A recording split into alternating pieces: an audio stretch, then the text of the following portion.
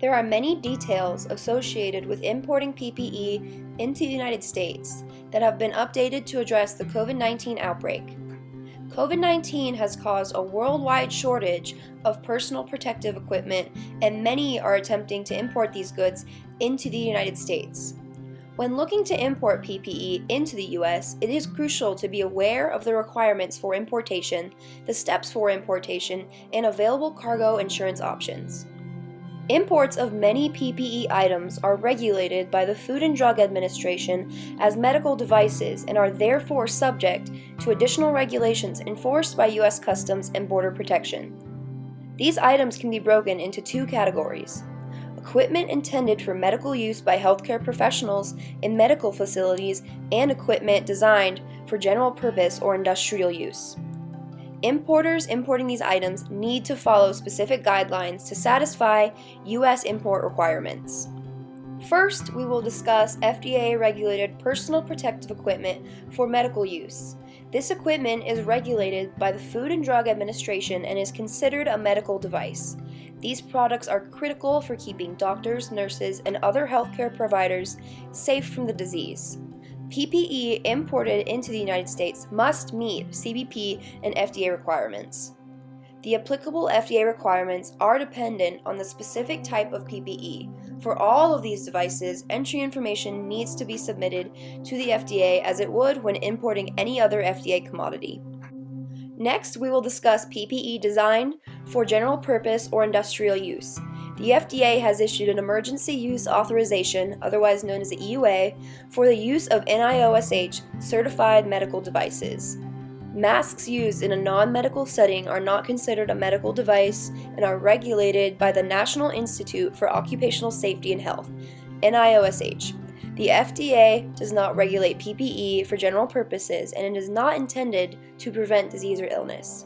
When NIOSH has approved a respirator, the user can be confident that the device will provide the expected level of protection as long as it fits properly and is worn correctly. NIOSH approved respirator models are still encouraged for healthcare workers. The EUA has waived current manufacturing practice requirements, including the quality system requirements concerning the design, packaging, labeling, storage, and distribution of the authorized respirators subject to the EUA.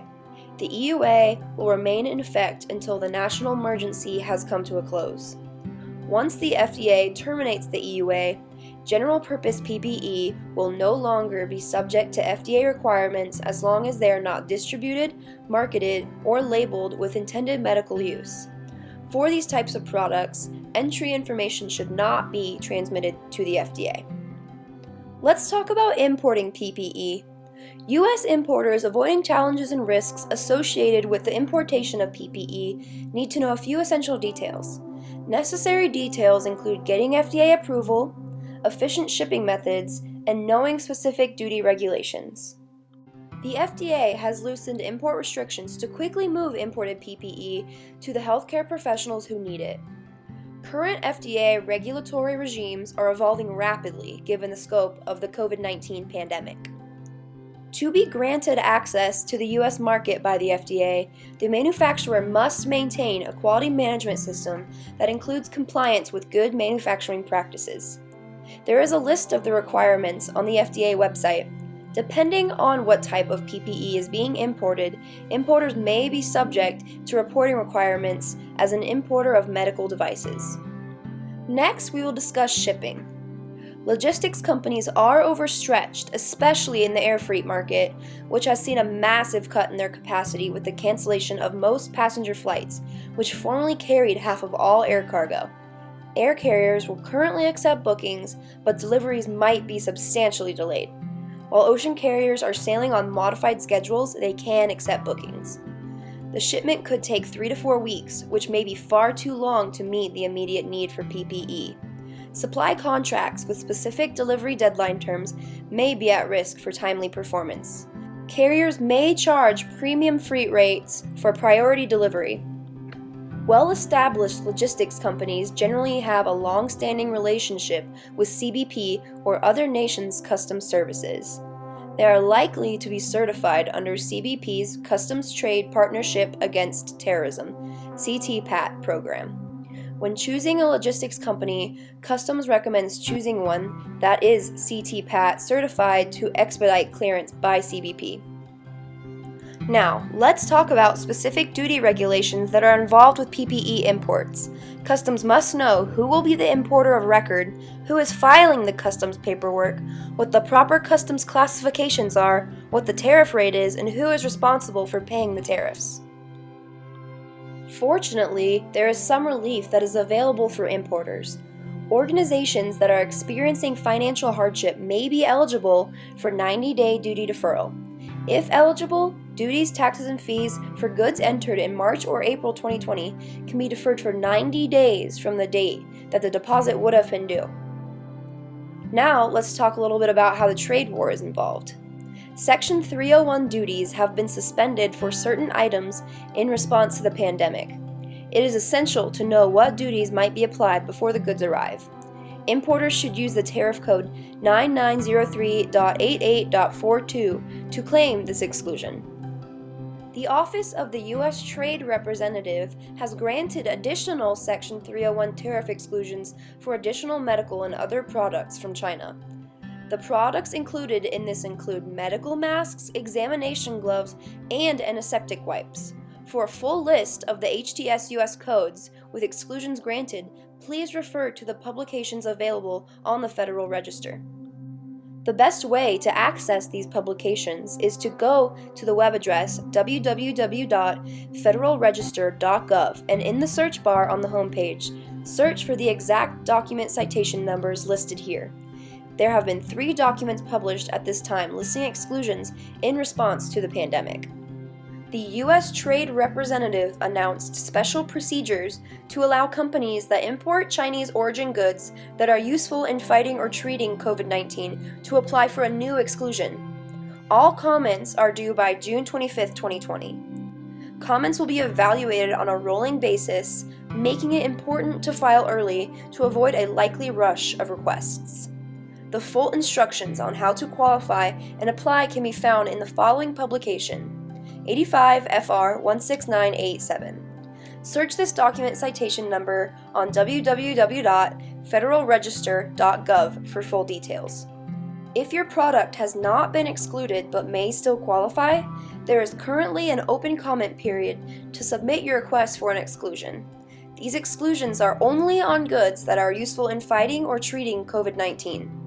If you fit that description and were denied an exclusion in the past, you are able to reapply during this comment period given the new circumstances. The last thing I want to touch on is marine cargo insurance for PPE. Typically not considered a high-risk commodity, current demand has made PPE a target for pilfering, organized crime theft, and scams, leading to non-delivery claims. Because of these issues, it has become more critical than ever to provide underwriters with detailed information to provide the best possible marine cargo insurance quote. Importers currently moving to import PPE will likely face obstacles when securing a marine cargo insurance policy. This is due to the hardening market in which insurance companies are limited in their capacity to cover at-risk shipments, such as PPE. Showing initiative to mitigate risk increases the chances of being considered for a marine cargo insurance policy. One of the most critical things importers can do is provide quality information to underwriting. By offering more details, importers are setting themselves up for the best possible premium. If your insurer knows the details of what you are doing and it is clear that you know what you're doing, you will get a better rate. Providing as much relevant detail as possible to an underwriter will help importers receive a lower premium for their marine cargo insurance policy. When discussing your business with an underwriter, they will want to know all of the important details so that they have an accurate depiction of the risks involved. Importers should want to be going through an agency that asks numerous questions to allow them to paint a detailed picture of their business. Lastly, there are many things importers can do to mitigate risk when it comes to PPE shipments. Importers should educate the supply chain staff and assure that they know how to identify and avoid cargo theft and damage risks. It is critical to conduct frequent audits and business reviews with supply chain partners. Stay informed about changes in your PPE suppliers' processes, leadership, and be sure to conduct on-site visits and tours of the operations, especially when they're handling your cargo. Importers should be sure to remove identifying marks from the outer packaging of PPE items because this is vital for avoiding theft, since PPE is considered high risk for theft. It is important to determine the concentration of risk in individual PPE shipments and consider distributing products across several loads, carriers, or modes of transport. Importers should monitor and expedite shipping times and use direct shipping routes.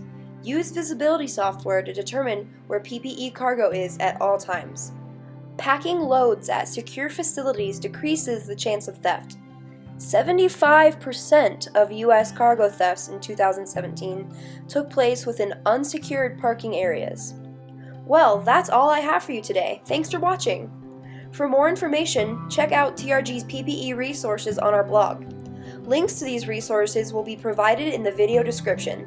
Stay tuned for more PPE resources in the future. And again, thank you for watching this video. If you would like to receive notifications when videos are posted in the future, subscribe to TRG's YouTube channel. Don't forget, you can find us on Facebook, Twitter, and LinkedIn as well.